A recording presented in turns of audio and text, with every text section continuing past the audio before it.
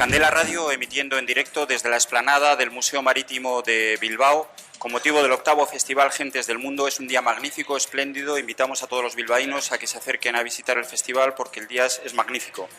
Bien, hemos hablado con Joshua Edelman, jazzman. Hemos también entrevistado a Alfonso Vila, director de la banda de música Andrés Isasi, y ahora vamos a hablar de medicina y leyes, cómo actuar ante los errores médicos. El sistema sanitario y sus profesionales velan por nuestra salud y estamos muy agradecidos por su trabajo, sin duda. Sin embargo, nadie está libre de errores. ¿Qué pasa cuando falla el sistema y sus profesionales? Un error médico puede originar graves consecuencias para nuestra salud. Existen numerosos casos de personas lesionadas por accidentes o negligencias médicas. ¿Cómo actuamos ante un error médico?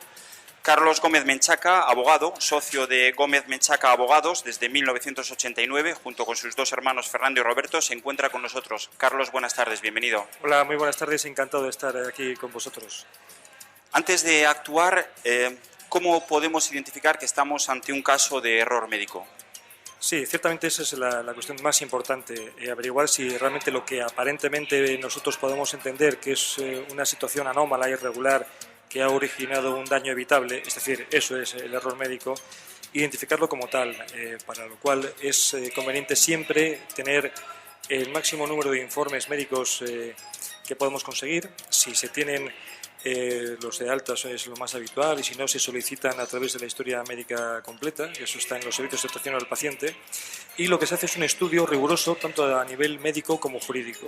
Ahí intervenimos los abogados, digamos, especializados en este tipo de cuestiones, y los peritos médicos que también valoran, evalúan y diagnostican si efectivamente un daño se puede imputar a una actuación irregular, que es lo que se etiqueta al final como una deficiente prestación sanitaria.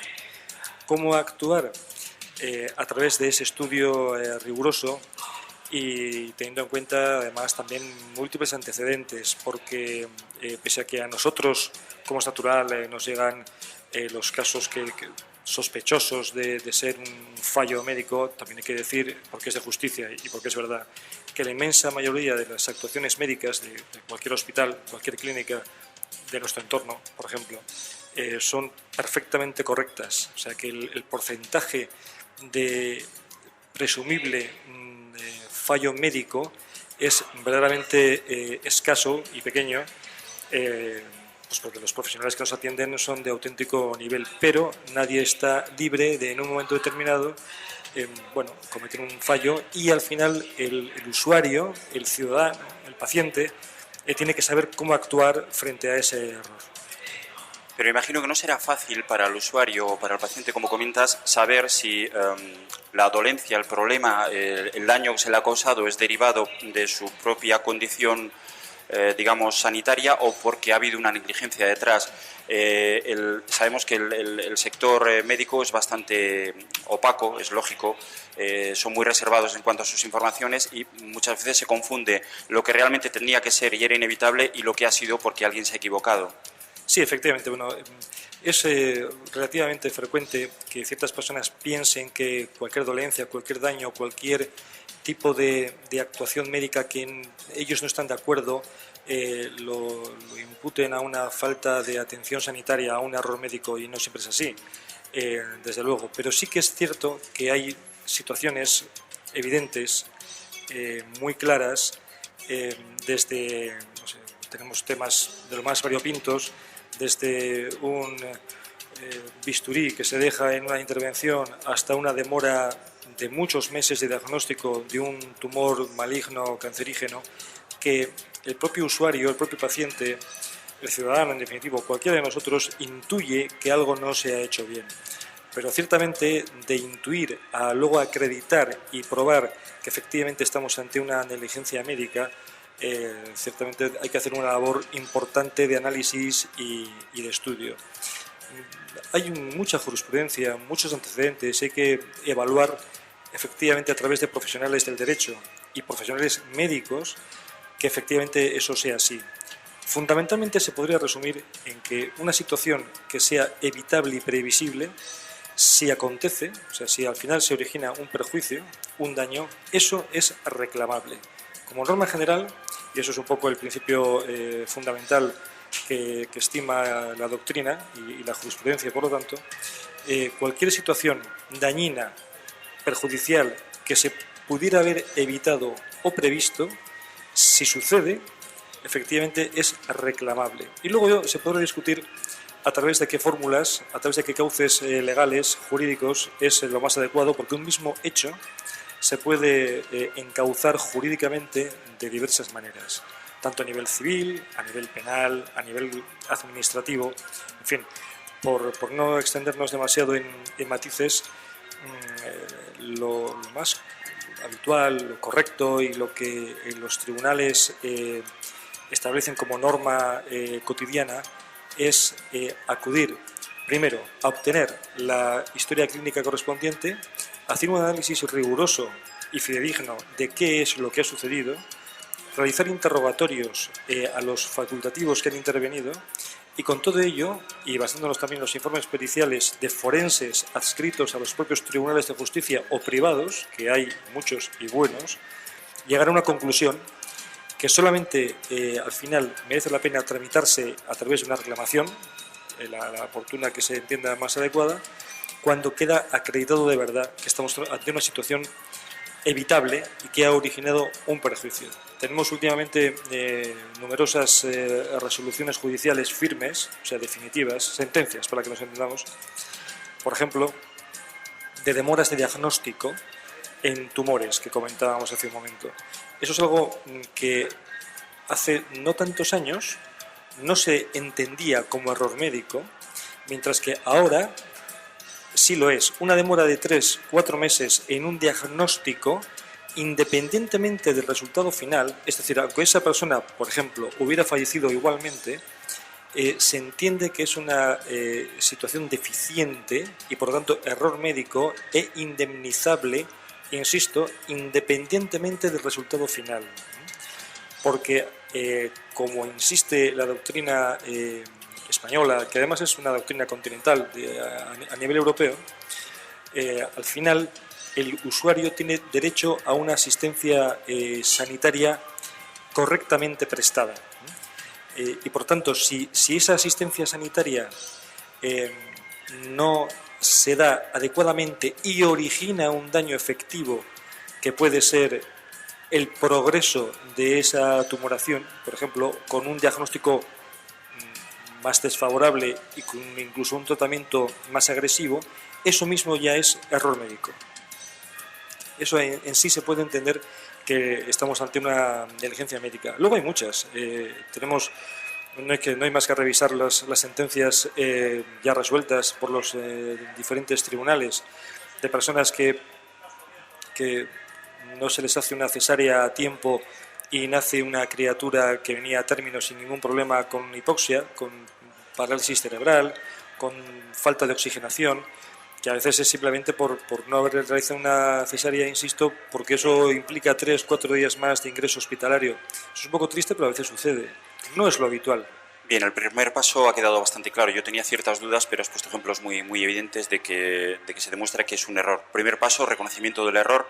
Segundo paso, actuación. ¿Qué es lo que tiene que hacer un usuario en este caso? Acudir, por ejemplo, a un bufete como Gómez Menchaca Abogados. Sí, por ejemplo, ciertamente es difícil que una persona, sin más, con su iniciativa, logre acreditar ciertos aspectos. Sí puede hacer una labor inicial de acopio de datos, de acopio de informes, pero al final hay que traducir jurídicamente, hay que traducir médicamente esos informes.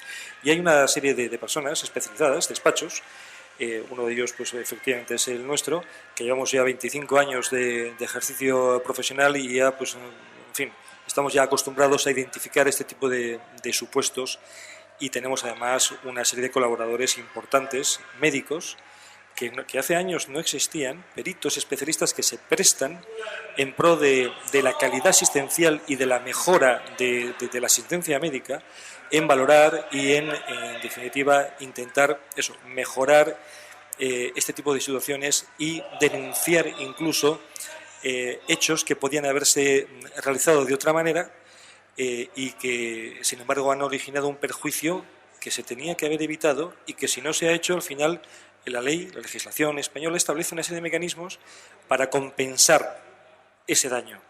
Otra cuestión será qué vale el perjuicio, el daño que han originado a un ciudadano, a un señor.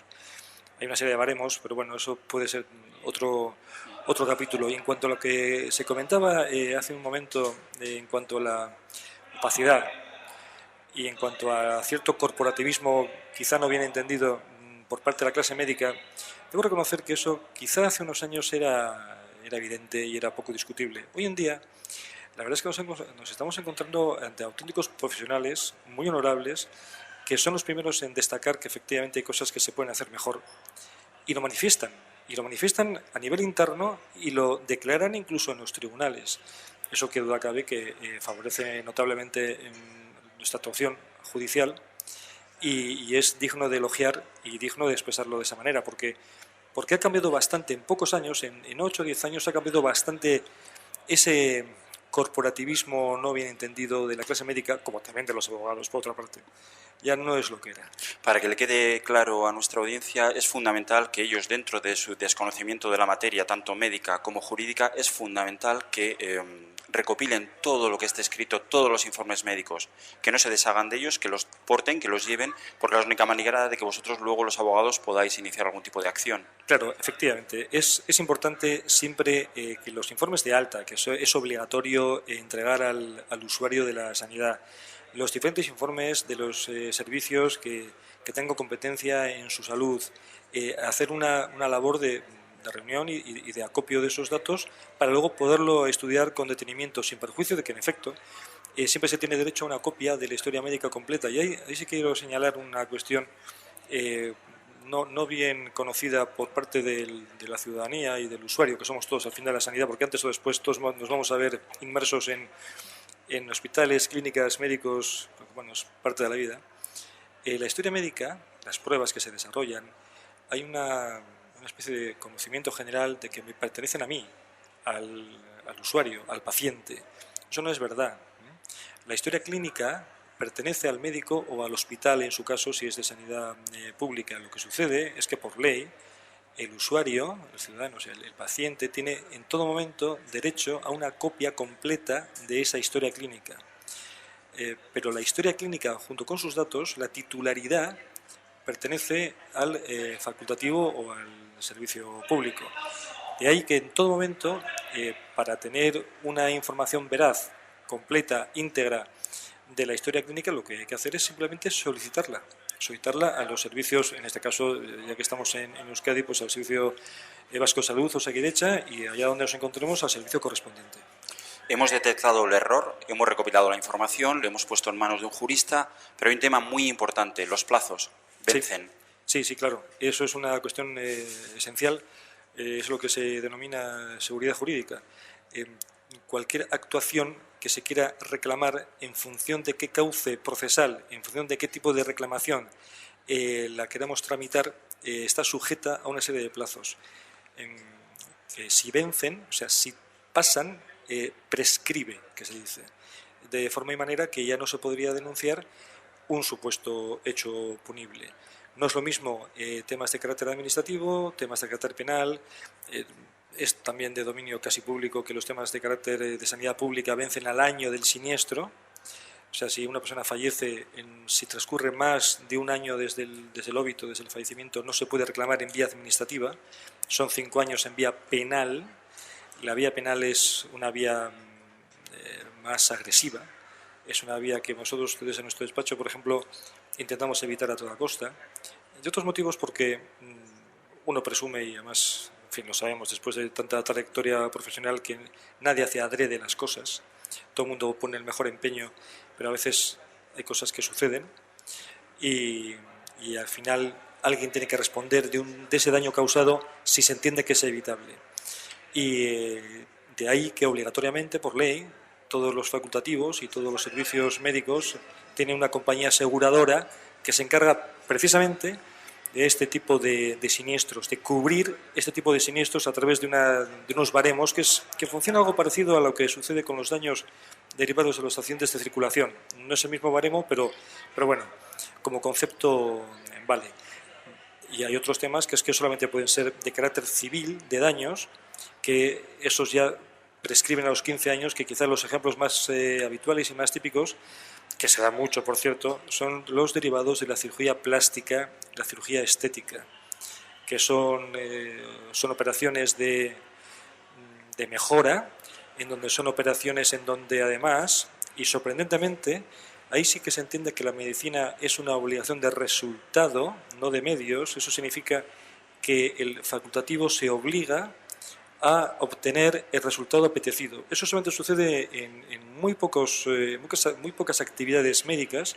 Una es la cirugía plástica, en donde si una persona va a hacerse una rinoplastia, una mastectomía, liposucciones, exige un resultado apetecible de mejora, y si no sucede, responde el médico, independientemente de la técnica quirúrgica. Eso es algo muy importante. Es ese motivo, a su vez, por el cual las compañías aseguradoras de los cirujanos plásticos son las más onerosas y las primas son las más elevadas, porque responden incluso sin culpa del facultativo. Si a una persona le queda una cicatriz inestética, aunque no sea por culpa del cirujano, eso en sí mismo ya es indemnizable. Insisto, el motivo por el cual las compañías aseguradoras soportan primas muy importantes que tienen que pagar los propios facultativos. En ese sentido te quería preguntar, la salud yo creo que no tiene precio y por tanto si se quiebra, si se hace un daño a la salud, ¿cómo se calcula la compensación? ¿Existe una compensación justa? La verdad es que no, pero al final de alguna manera hay que intentar razonar el daño. Primero hay que decir que siempre estamos hablando de un daño de carácter moral. Así se entiende el ser consciente de que algo no se ha hecho bien y que ha originado un perjuicio evitable. Y en segundo lugar, de alguna forma hay que evaluarlo y traducirlo a nivel económico. Aquí, nos parezca mejor o peor, la legislación pues establece pocos mecanismos de compensación en cuanto a qué hacer ante un daño de estos.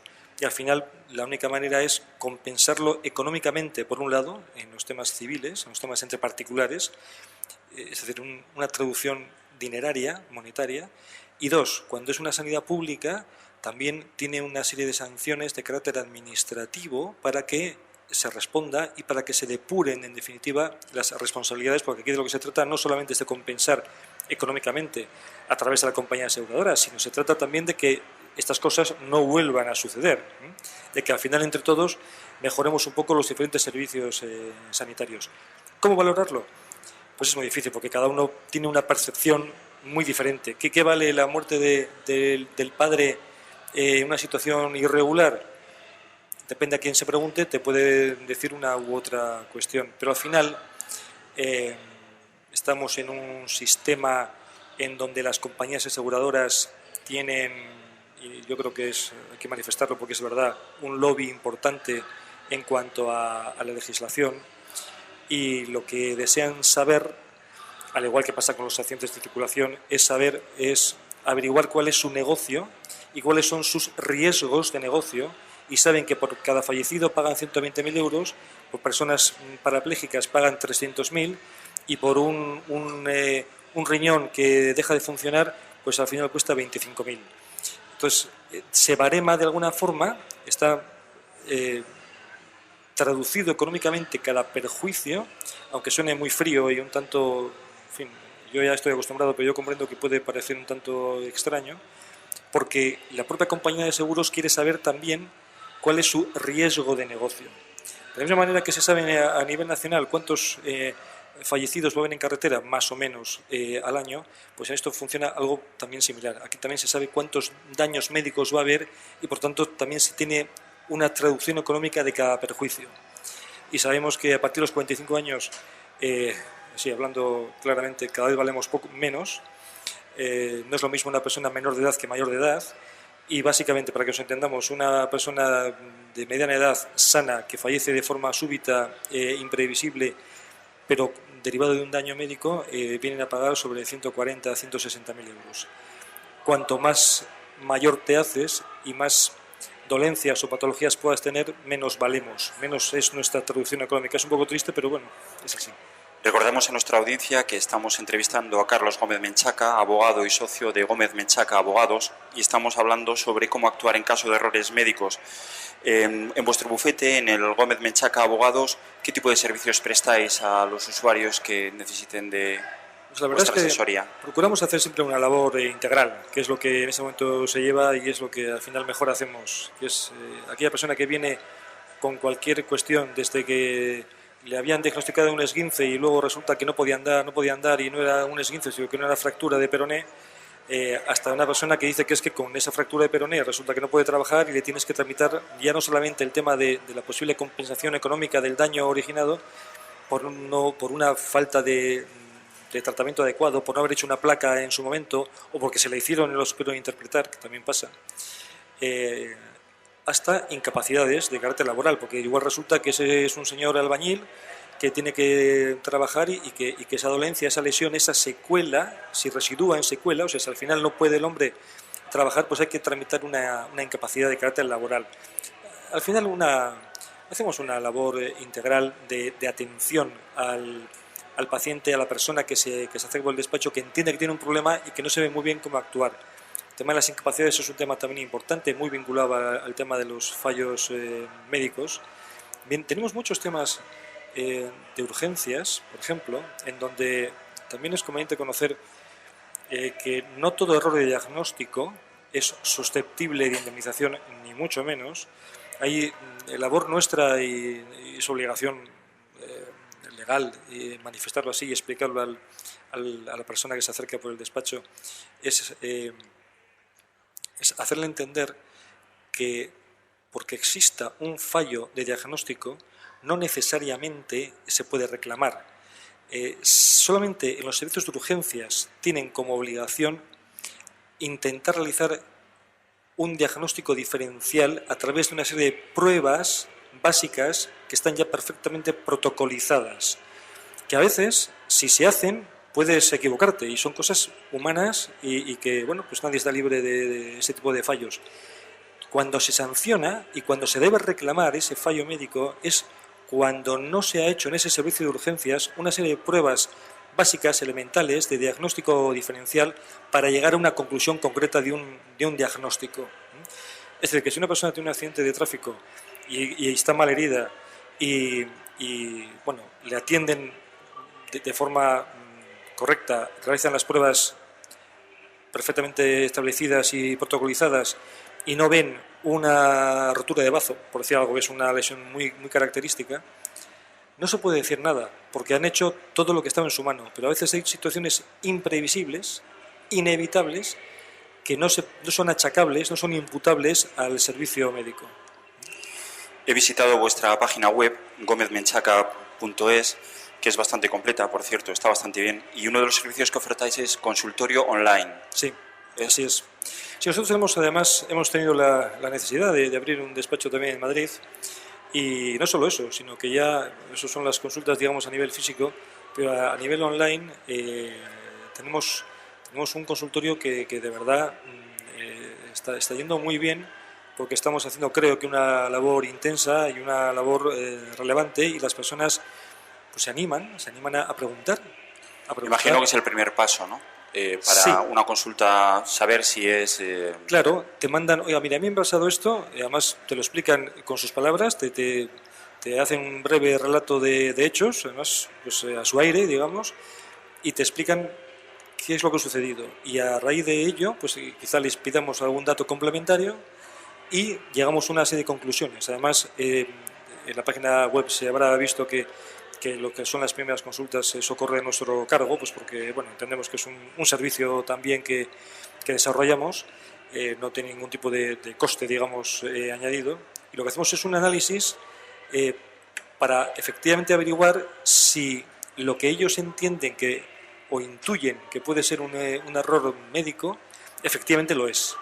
Y a partir de ahí, ya sí, pues lo que tenemos que hacer es una labor más detallada, de acreditar ciertos hechos, llamar a los diferentes peritos especialistas. Nosotros tenemos la fortuna, bueno, quizá porque ya llevamos años en estas materias, de contar con peritos judiciales, con peritos especialistas de valoración de daño, que creo que tenemos todo el abanico, o casi todo el abanico, de las posibles actividades sanitarias, de cualquier especialidad médica, desde oftalmología a cirugía plástica, de medicina interna a urología, desde infecciones que ahora están tan en auge con el tema del ébola. Nosotros fuimos los primeros en, quizá la audiencia recuerde los temas de los aspergillus en cruces, que hubo varios fallecidos como consecuencia de una infección que colonizó el aire acondicionado de los quirófanos y originó una serie de fallecimientos que además los propios facultativos, que hacían una cirugía extracorpórea de auténtico nivel, era una cirugía, en fin, muy compleja, y que al final, lamentablemente, y no por culpa de ellos, ni mucho menos, se veía frustrada por un agente patógeno que invadía, penetraba, son esas infecciones nosocomiales que se dice, penetraban en sangre, iban a tu riego sanguíneo, y eran intervenciones de sustitución valvular muchas veces, de cirugía mayor, y al final se frustraba, incluso fallecía el paciente después de haber realizado una intervención más que notable y de complejidad. Y al final ahí se acreditó que se frustraba por un daño, una infección que se dijo en su momento por parte de los servicios de salud que son inevitables, y los tribunales dijeron que serán inevitables en todo o en parte, pero lo que es verdad es que el ciudadano, el paciente, no tiene por qué soportar ese prejuicio. Esa es la clave. Es una doctrina que viene ya de antiguo, sobre todo de la doctrina francesa, en donde se dice que sí, que de acuerdo. Es como si te infectan cuando hace años no se conocía la hepatitis C, que era no A no B. Todos conocemos a una persona que tenía el no A no B, y te decía la administración, es que claro, yo no puedo evitar contagiarle porque es que la hepatitis C no se conocía, entonces te transfunde en sangre y no se sabía.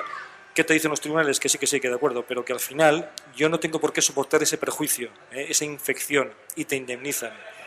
Lo que es algo similar, no tienes por qué perjudicarte de una situación que no es tu culpa, y al final pues hay una serie de compensaciones económicas y de responsabilidades también administrativas, insisto en ello, porque al final de lo que se trata es de, entre todos, mejorar el servicio sanitario. Me ha llamado la atención una frase de uno de vuestros clientes que dice: sois una boutique jurídica. Sí, bueno, eso es debido a que es una rama muy específica, es una rama del derecho un tanto compleja y quizá además bastante novedosa, quizá ya menos, tal vez, pero cuando nosotros irrumpimos en el mundo jurídico, lo cierto es que fue una auténtica novedad. Y sí que es verdad que es una boutique porque hacemos una labor muy concreta, muy específica, procuramos que sea de calidad, y la verdad es que tenemos a gala el decir que hemos colaborado, al menos parcialmente, y hemos puesto nuestro granito de arena en que se mejoren, por ejemplo, ciertos protocolos de actuación, en que se mejore, y no es por nada, la atención al cliente por parte de los servicios sanitarios. Y no me refiero a los médicos en sí mismos, a los facultativos, sino a enfermeros, enfermeras, celadores. O sea, nadie va por gusto a un hospital, y al final tienes que tener un trato digno y adecuado, que por cierto lo tienen, salvo a una situación muy excepcional y peculiar. La verdad es que estamos, y lo puedo decir con orgullo porque es verdad, ante una de las mejores servicios de sanidad a nivel nacional. Lo que pasa es que nadie está libre de cometer fallos, y vuelvo a decir lo que comentábamos al inicio de la entrevista, que de todo el volumen de actos médicos que en un gran hospital se desarrollan al cabo de una semana, por ejemplo, el porcentaje de presumible fallo médico es muy reducido, afortunadamente, lo cual dice mucho de la pericia y dice mucho pues del buen hacer de los facultativos que allí intervienen, pero eso no quita para que haya que dar salida a aquellas situaciones indeseadas que originen un perjuicio. El bufete Gómez Menchaca lo integráis tú, Carlos, tu hermano Fernando y tu hermano Roberto también. Acabáis de abrir una sede en Madrid. Sí. ¿Hay necesidad de este tipo de servicios jurídicos? ¿Está creciendo? Sí, somos los tres socios que fuimos los, fundadores. Ahora tenemos más personas a nuestro cargo, y en efecto nos hemos visto obligados a abrir en Madrid porque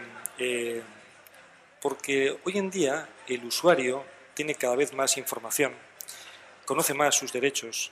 El usuario, además, digamos, son personas inteligentes en el sentido que intuyen que algo no va bien y por lo tanto lo que hacen es una recopilación de informes y de información y quieren saber a dónde pueden ir. Y claro, no es lo mismo un despacho que se encargue de ruinas de edificios que un despacho que se encargue de este tipo de asuntos. Y hacen una actividad en cuanto a saber qué derechos tienen y luego ya pues se ponen en manos de profesionales que ellos pues comprenden que son los aptos y los adecuados para este tipo de asuntos. Para los oyentes que puedan tener interés, ¿en qué dirección se encuentra Gómez Menchaca Abogados? Estamos en Bilbao, estamos a su disposición y estamos en la calle Lersundi, número 9, quinta planta, y también estamos en Madrid, en la calle Génova 7, y en cualquier caso estamos disponibles tanto a través de la página web y nuestro teléfono, en donde les atenderemos encantados de cualquier duda o de cualquier cuestión que deseen comentar sin ningún tipo de problema. Además, estamos abiertos. A veces se tiene la idea de que los abogados, pues bueno, somos personas, en fin, difíciles de tratar o de acceder y que además que te va a costar mucho simplemente el hablar en absoluto. Todas esas cosas han cambiado mucho. Hoy en día estamos muy a pie de calle y estamos deseando de colaborar y poder ayudar a las personas. Carlos Gómez Menchaca, muchísimas gracias por tu presencia en Candela Radio. Ha sido muy útil toda la información.